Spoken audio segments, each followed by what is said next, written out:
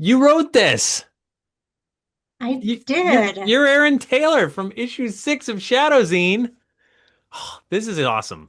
Thank you for taking us through the Colorado Rockies. I had fun. I had fun working on it, which is the most important thing. And you grew up in Colorado. Where? What part? So yeah, born and raised. My folks were Army, and so they settled in Colorado Springs and did college, lived in Denver for a little bit, and I haven't left. Well, except for traveling, of course. Well, sure, but Colorado's beautiful. I almost died in Colorado Springs with our good friend Dave Schrader, uh, right by my side. We almost died together. We were flying out of there in one of those small regional jets, and I've never been blown around in one of those jets like I did in Colorado Springs. And Dave and I, at one point, no joke, we were holding hands in the plane, thinking this could be it. This could be it. Um, Not to ruin the story, we didn't die. Spoiler alert, you guys would have been the best ghosts that I've ever seen then. Oh, we would have haunted you like nobody's ever been haunted before. Your EVPs would have all been like couldn't play them from anybody. It would just be like a bunch of swearing and stuff. It would be amazing. But while we were there, we did get to go up to the St. Nicholas Hotel, and that was really cool. And then that was in Cripple Creek, of course. So Mhm. when you were writing about Cripple Creek, I'm like, I've been to some of these places. I've been to the jail. So it's quite high in elevation, and Yes. people chose to start digging there. So I don't know. Let's start with Cripple Creek. You started in the zine with it. Let's start there. What's your favorite haunt in town? Oh gosh, now that's something. It's like asking a mother their favorite child. I've What's always your been favorite partial to child? Cripple Creek. The one that behaves. Yeah. No, but I remember Cripple Creek from like when I was a little kid. My mom used to take me up there, and I wasn't into the ghosts yet.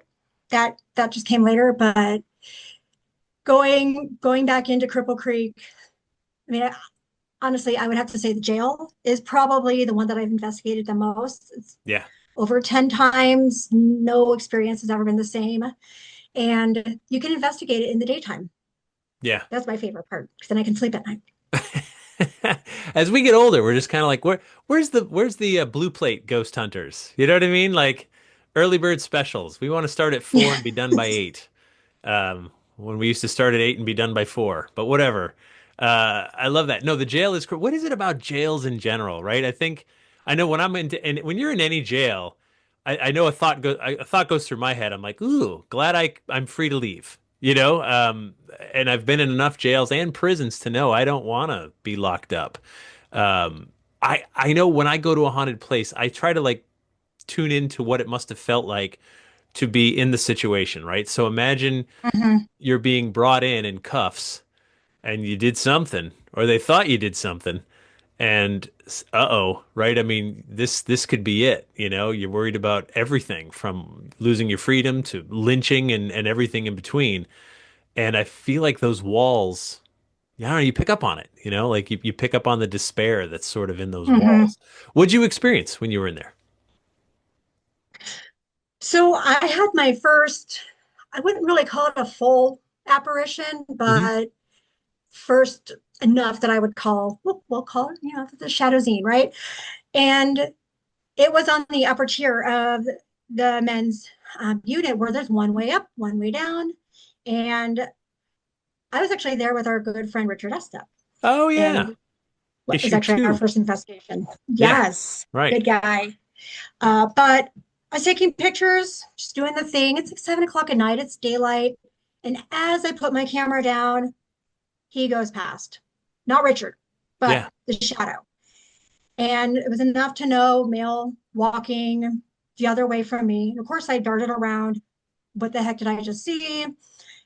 No one there. And of course, I'm, second guessing myself. It's not on the picture. Of course, it's not.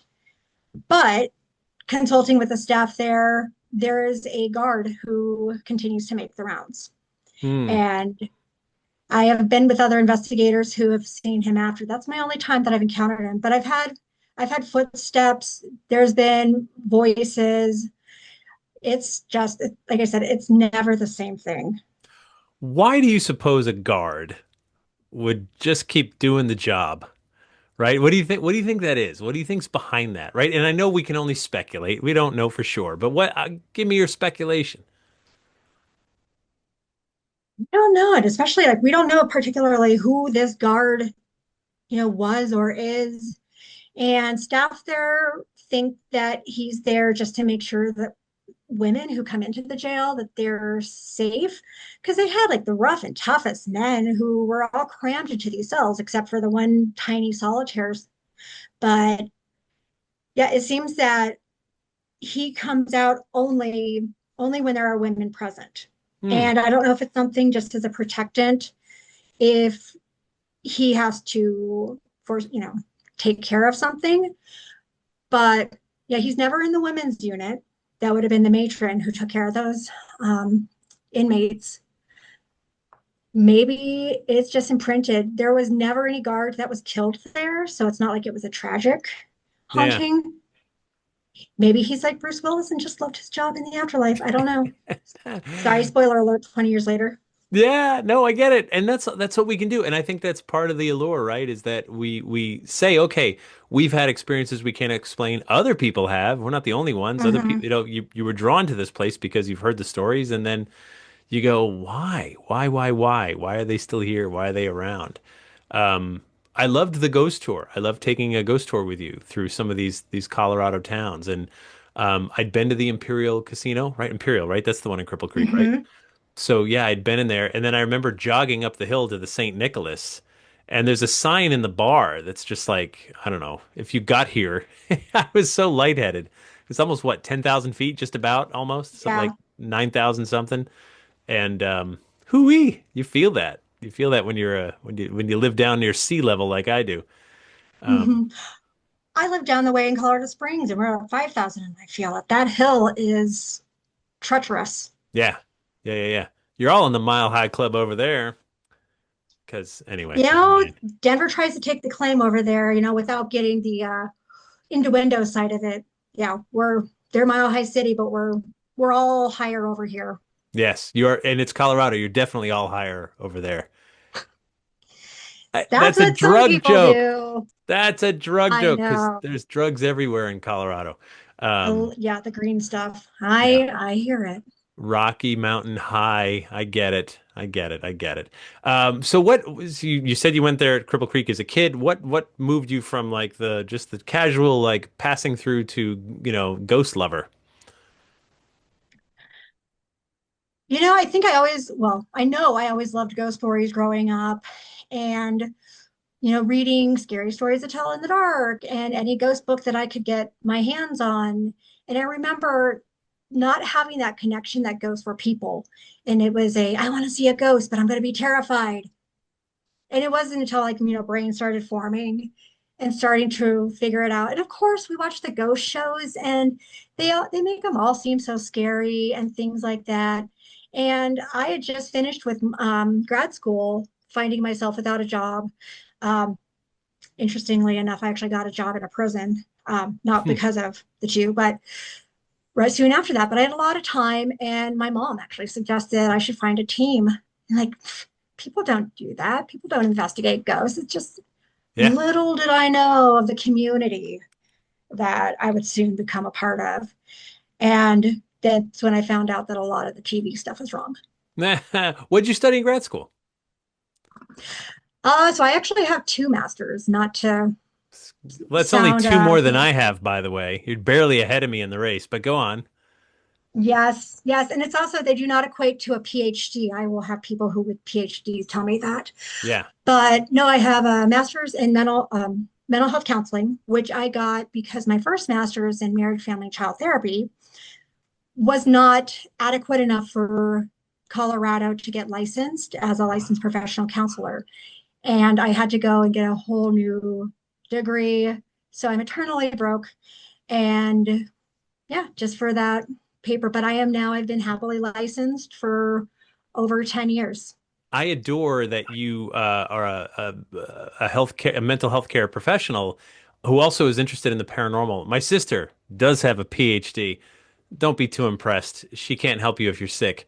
But she's a psychologist, right? And I've brought her on a few family cases back when I was looking into some stuff. And I said, "Hey, you got to come check this out." And she's got like a, armchair interest in the paranormal. And she's like, "All right, I'll go. I'm interested. I'll go tag along with my brother."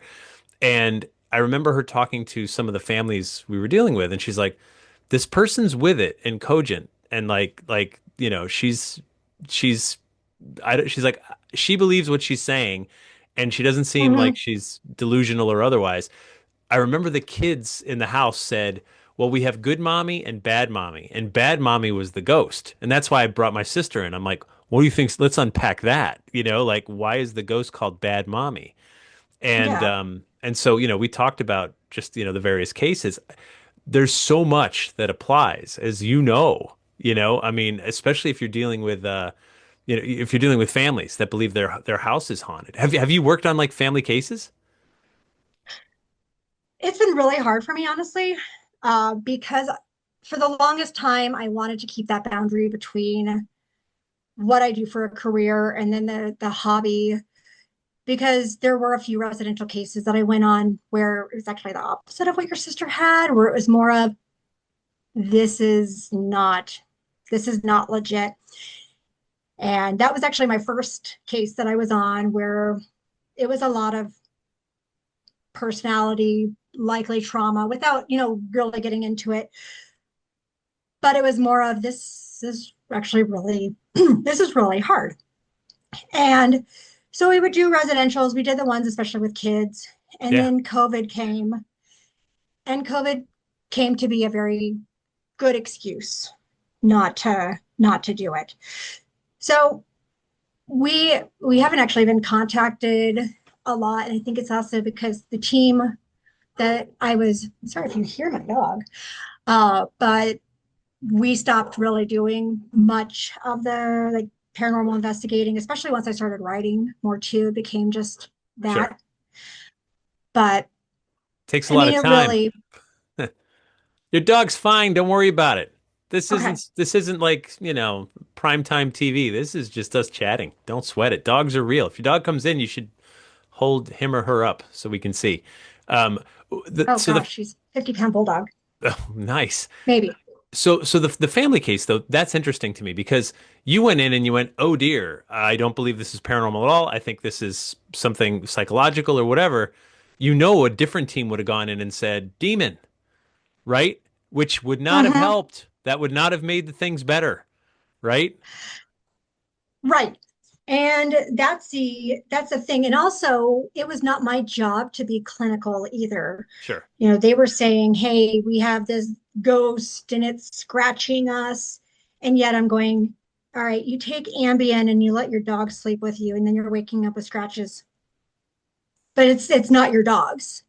Right. And and that's where I started giving more presentations on this because to give a general, an education on mental health, there are more people statistically who will believe in the supernatural rather than saying something's wrong with me. But again, there are genuine cases out there, Sure. like when you were talking about, especially if multiple people are experiencing it. Right. That's the other thing. Yeah, yeah. You can't have a shared psychosis. I totally agree with you. And so I've talked to my sister about this. I said, okay, so if you have a client who perceives ghosts as real, like that's their reality, why wouldn't psychology give this a little more attention, right? Like give this phenomena attention that people are interpreting this as a ghost, whether you believe in them or not, that's their interpretation and that's their reality. And the answer she gave was very honest. She said, "Well, if we start talking about ghosts, psychology is just now finally starting to get some respect and get some dignity. And if we start talking about ghosts, we're going to go back 100 years and be head shrinkers again and everything else." And I'm like, what a bummer. What a bummer that it's left to, people like me, who are just like, like we're doing our best, and we're coming at this and we're trying to chronicle this stuff and understand it and study it. Science can't Mm-hmm. do it. They'll be laughed at and ridiculed. Psychology is a science, so they're in the same boat. Um, the reality is, I think all of us, right? All of us are having, we bring to it who we are, and who we are includes our job, especially if you're an adult. Mm-hmm. you know, because your job is such a huge part of who you are, and it's you can't really separate that. You know what I mean? Um, Right. like when you're writing any of your books, and including the zine, are you turning off the clinical psychologist in your brain? Or I mean, that's she's still in there, right? Right. I mean, it's in there, but a lot of like what I'm writing is more historical and looking at the research. Sure, there are cases where, we could look at, for example, the Imperial, right, of Cripple Hmm. Creek, where there was the story of, Alice who was locked in her room because she had some behavioral issues going on.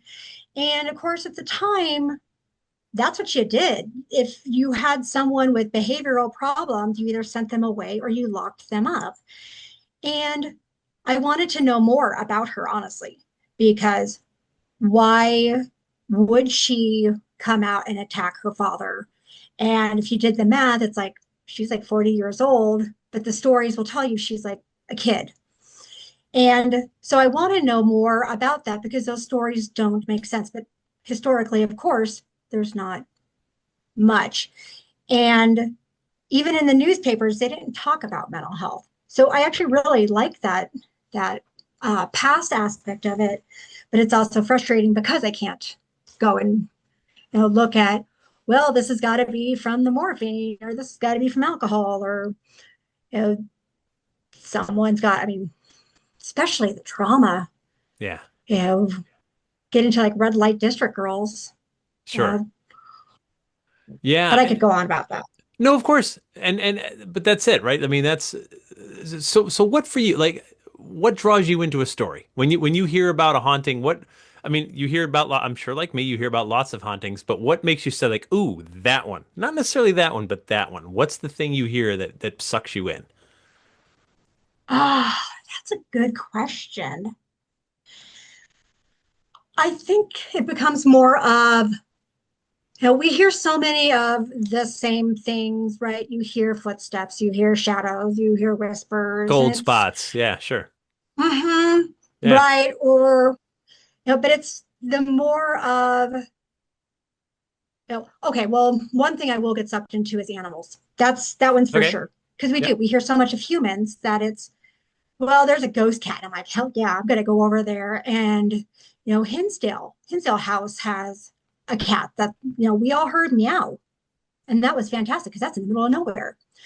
But it's those things that we just don't get to experience. We don't see so much of, or it's the places that, especially in my own backyard, that I grew up here that I've never heard of, and now there's something that's haunted, or supposedly there's some creature that's in there, like in the zine I wrote about the Slide Rock Bolter, which is our number one cryptid. I'd never heard of Yes. it until a few years ago. Yeah. So that book, William T. Cox, right? I have pulled at least two or three of his stories for my New England Legends podcast because he's got like main stories, right? There was the Tote Road Sagamore, the oh God, the Bildad, like these stories that these loggers used to share around the campfire. Mm-hmm. And so when I saw that, I was like, I know that book so intimately well, right? But I'd never read about the Colorado stories because I just didn't get to it. Mm-hmm. But I love that. I mean, it would explain a landslide, right? It would explain like if you turn a natural phenomena into a monster, and it makes you a little more cautious because landslides do happen and they will kill you if you're in the path. Period. Right? Mm-hmm. So if you have this monster, this thing that's going to slide down the mountain and eat you, you could say there's no such thing and that's silly. But you can also acknowledge that people have died when those landslides happen. So, I mean, I don't know, like, and then what's real anyway? You know, like how do we define Mm-hmm. reality? So I loved that story. I loved that it was in there, and we used an illustration from the book because it's public domain at this point. Um, Mm-hmm. but yeah, so I mean, did you ever talk to someone who said they actually saw it or encountered it?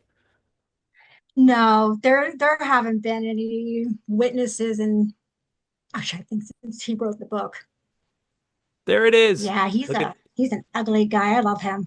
like a whale sliding down the mountain and everybody getting out of the way. Uh-huh. Adore that. Totally adore that. Um, Yeah, but yeah, when I saw that book and I saw that reference, I was like, I love that book. I've known it. I've known it for years. Um, yeah, yeah. Any other cryptids? Does that interest you too? Like, I know you mentioned that one, but are there other cryptids or UFOs or aliens? Does that pull you in as well? Yeah, so we definitely have those here where I mean, first and foremost, I'm all about the ghosts. But through my collection of Strange Colorado, where I'm working on my third volume now, and yep, totally plug in these Do books. it. But I have been going, instead of just writing about the urban legends of Colorado, actually going and participating with them, going to new places. I mean, I rented the Pikes Peak Highway. I don't think anyone has ever actually rented it for a paranormal investigation. So I totally love to brag about that because I rented a highway and we had Well, some really wait, just don't incredible bury the lead. How do you rent a highway? through the city. Would you just say like, I had to I need the basically, highway? I had to give them a proposal as to what I was going to do, what was I using it for, the amount of people, and they were actually setting up for the climb, the Pikes Peak Highway climb that we do every year, where racers from all over come and they're just drive and try to get to the top in the fastest. Yeah, But yeah, they had all the setups there, and here we are, just middle of June, and just looking for some ghosts. yeah. But yeah, so there is a story about Helen. She was actually killed by Rattlesnake James. If you've ever heard of him, he was really big out in LA because he killed his seventh wife, and Nona was his fifth wife. And so it became this huge, like, unwoven tale that, yeah, he was using rattlesnakes to kill these other women, all for their life insurance. So Wow. definitely side story to recommend. But Yeah, I digress. At yeah, the yeah. base of Pikes Peak, we have Bigfoot signs because several years ago, a 12-year-old young kid said that he saw the Squatch walk across the road. And we have supposedly all these sightings all throughout. We have the Bigfoot outpost in Bailey, Colorado, where they track all of these sightings.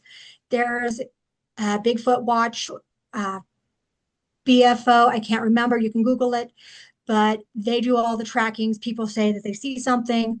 And actually, I got to participate in a Bigfoot excursion a couple weeks ago, and can't explain, but we had activity. I've heard EVPs of that type.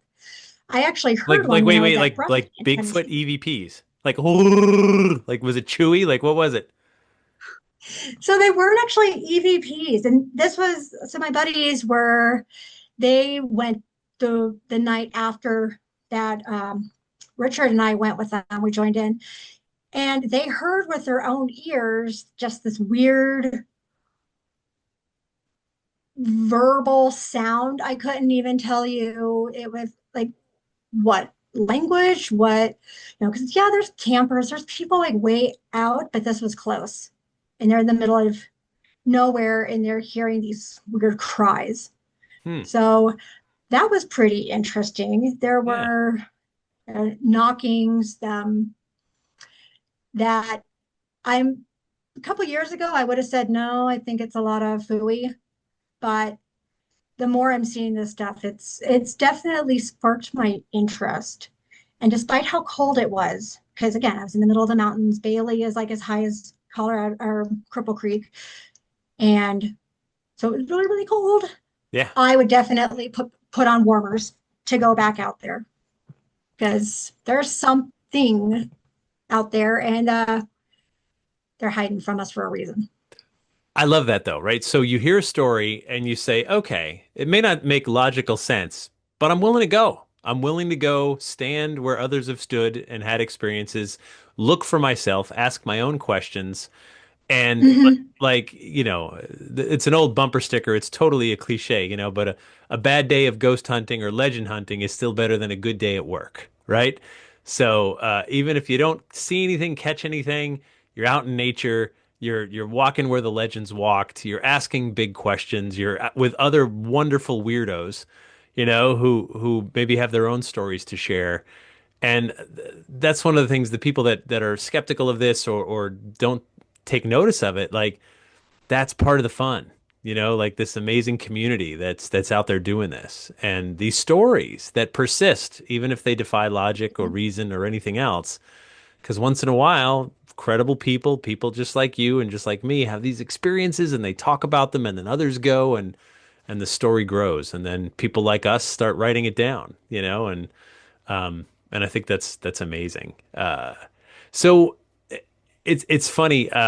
When I first met you, was it Wisconsin? I forget where we met. Yeah. Was it Wisconsin? Hmm. So Glendiora.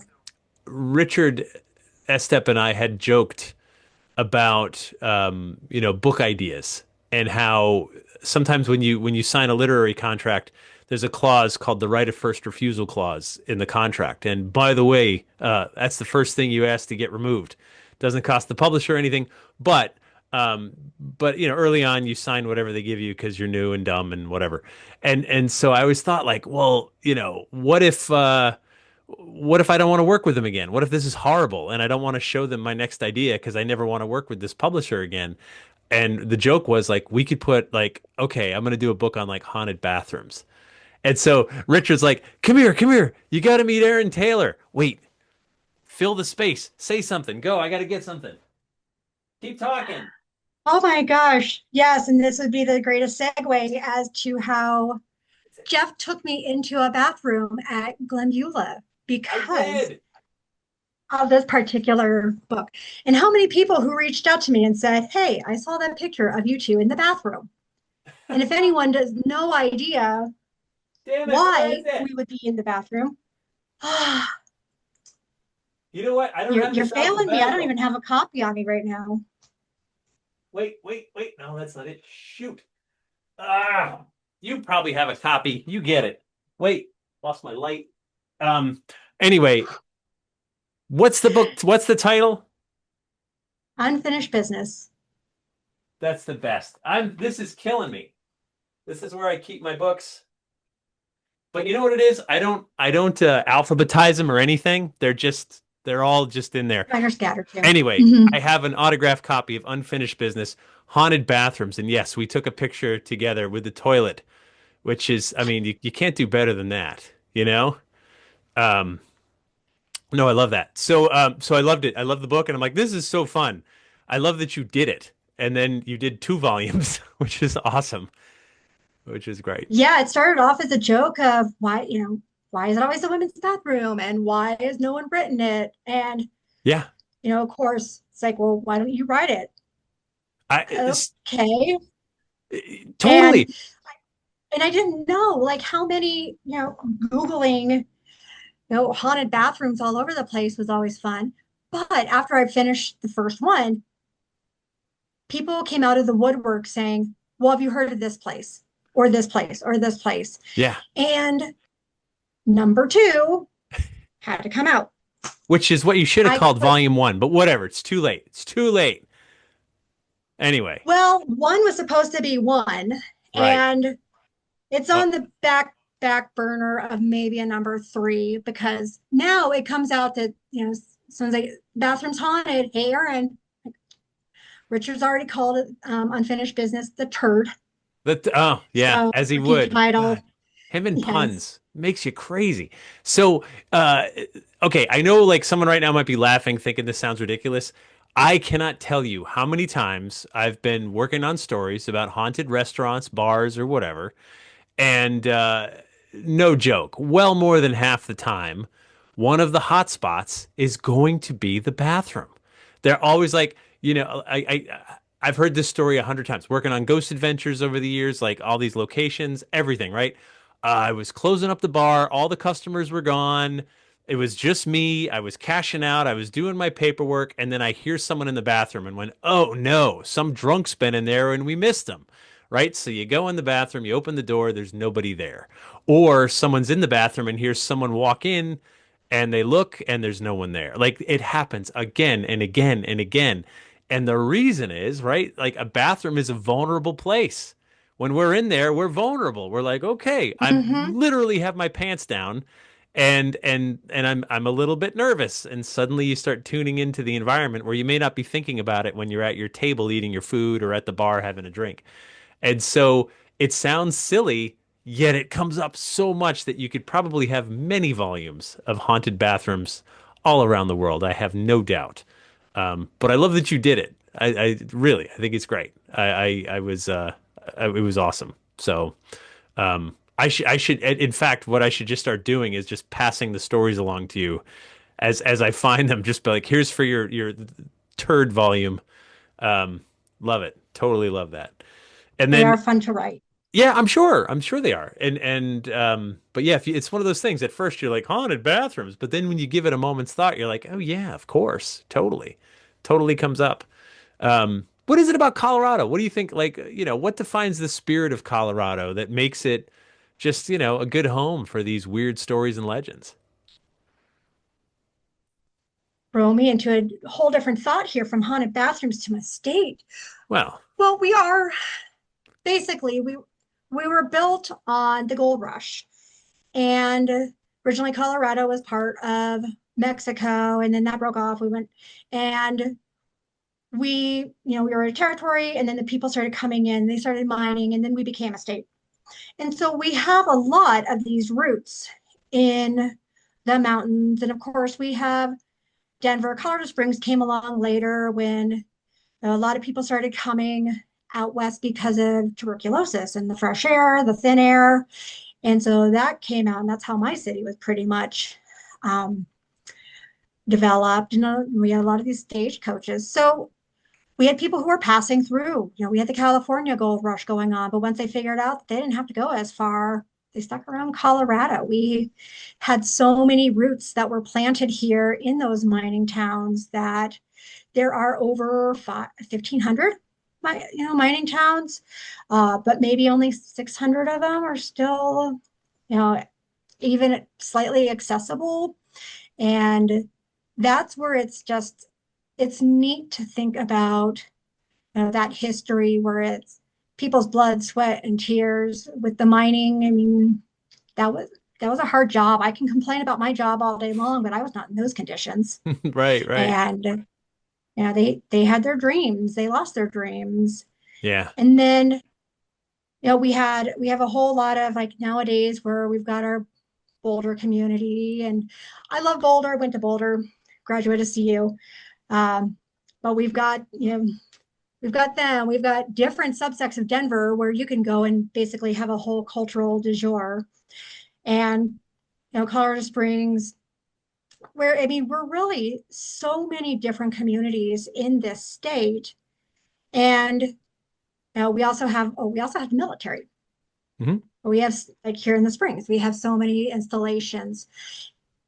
And so really I'm kind of going on a tangent, but it's just beautiful here. We've got more blue sky than most other places, or more sun, I should say.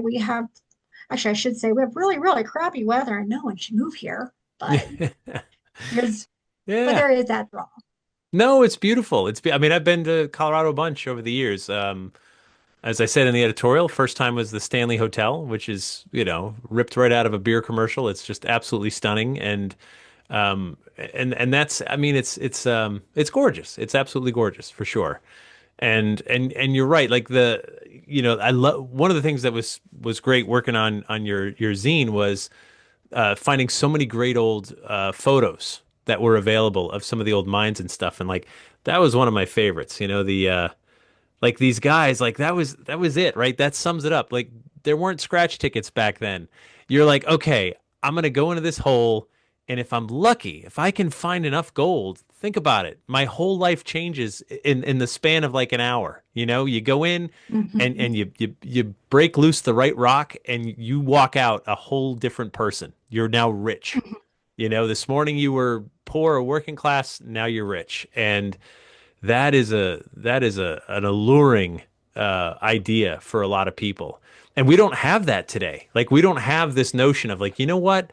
I'm just going to go west, hit the mine, and maybe I'll strike it rich. We don't even have an equivalent Buying lottery tickets, I guess, but that's not hard work. That's just dumb luck if you happen to hit it. Um, Hmm. it's amazing. I was once in Virginia City, Nevada, and I went to this little breakfast place that was literally in a trailer. And I was sitting next to this guy, and we are just chatting. I'm like, "Oh, what do you do?" And he's like, "I'm a gold miner." I was like, looked at my watch. I'm like, "You're kidding. It's like, 2017 or something." And he said, "No, I lease a claim, and gold is whatever, 1,800 at the time. It was like $1,800, an ounce or something, and now it's even higher." He's like, "If I hit, there's still gold in the hills. They didn't get it all." He's like, "But it just wasn't worth the giant operations anymore." So there are people that are still out there gold mining, still sort of living that dream. And I met one of them. I literally had breakfast with one of them. So I get it, and I get the allure of that, and I get that you might give your all to get there, and you might die trying, and that sort of like Hmm. leaves behind this thing, and then you feel that in these mining towns. You feel you can see the success, but you also sort of feel the failure, which was probably most of them if you think about it. That's Hmm. the pace of it. It's a beautiful place for sure. And I loved how you took us through. Let's talk about Aspen because I mean, I'm an East Coaster, so I've only known Aspen as like this iconic ski mountain, very wealthy town. I never thought about it as like a poor and gritty mining town. How did it go from that to what we know of it today? So yeah, it was another silver mining town. It was actually a pretty big hub, third biggest city in Colorado. And then once silver lost its worth, that people they left. They left Aspen. They went to go find work elsewhere. But a few hundred people stayed behind. They turned a ranch life, and it was pretty easy life for a little bit. And then we had, after the war, World War II, we had a army camp, Camp Hale, that was right up, actually near Leadville, and they were training soldiers to go and doing their skiing so they could go to that element. And many of those guys came back and they said, "Hey, let's open up some ski resorts." And so, scattering through the mountains, they started doing that. And Aspen Mountain became a ski resort. And then a gentleman, I apologize, I'm drawing on his name, but he came in with this whole Aspen idea. And Aspen embraces this to this day of mind and body. Hmm. And really coming in, bringing in this cultural influence that, again, they still embrace. And it became a whole collective hide where, we had John Denver. There were jazz clubs such as Billie Holiday, one of the few places that she could perform. There were Hunter S. Thompson. He moved and he never left. And so it's a whole bunch of this like eclectic scene. And somewhere in there is when the celebrities came in and said, "Hey, this is our home," along with Down South Telluride. But it just really grew in this. And you see old Aspen throughout the new Aspen. Yeah. And I hadn't actually spent that much time there until just this last Memorial Day. And it was just so fascinating. Is it like, I mean, is it like just full of like Richie? I just pictured it as like this really bougie, like, rich class, town that I could like never afford. Is that it, or is that part of it? And there's a, other side too. What's it like? They're really relaxed people. They're all very, very nice and likable. One of the sayings is that you could be sitting at the bar next to a billionaire and not even know it Right. because they're just everyday people. And of course, there are times where like Mariah Carey came through a few years ago and paparazzi were chasing her down the way. I mean, I didn't see anything like that, but I think it all depends. I didn't put it in the zine, but Kate Hudson recently performed at the Hotel Jerome, Oh, cool. and her family lives there. And so they just partake in the Aspen festivities like they're not famous or anything like that. Goldie Hawn, Kurt Russell, and Cool. So that's what I liked. I mean, so sure, there's different types of people, but there weren't uh, the the people there just seemed Yeah, every day. love it. Love it. Let's finish with Leadville. The Continental Divide. You know, it's you know, I've never been to Leadville, but thankfully through you, I got to visit a little bit. But Mhm. you know, what's Leadville like? What's the spirit of that town?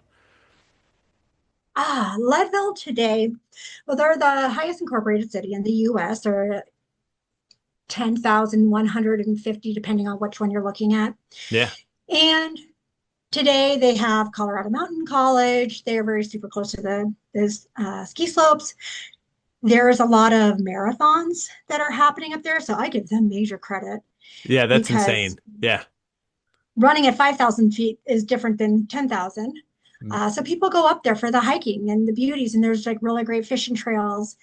And then, of course, there's the history of, again, the mining, where it was the place where silver broke out, and it made men millionaires, just like you were saying, like overnight. Yeah, started off as a gold town, gold ran dry, and then they found silver, and Leadville was born. Yeah. Very cool. Very, very cool. Uh, it was a blast. Thank you. What's next? What are you working on now? What's your next book?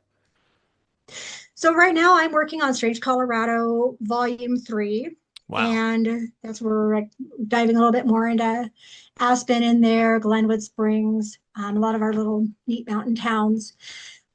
And then I have a couple more on the back burner. Oh, I do have, I'm going to plug, I have Haunted Leadville coming out Cool. September 19th. But somewhere in there through History Press. So that one will be all about the amazing town of Leadville, Very cool. and just a couple other projects that are in my pocket for now.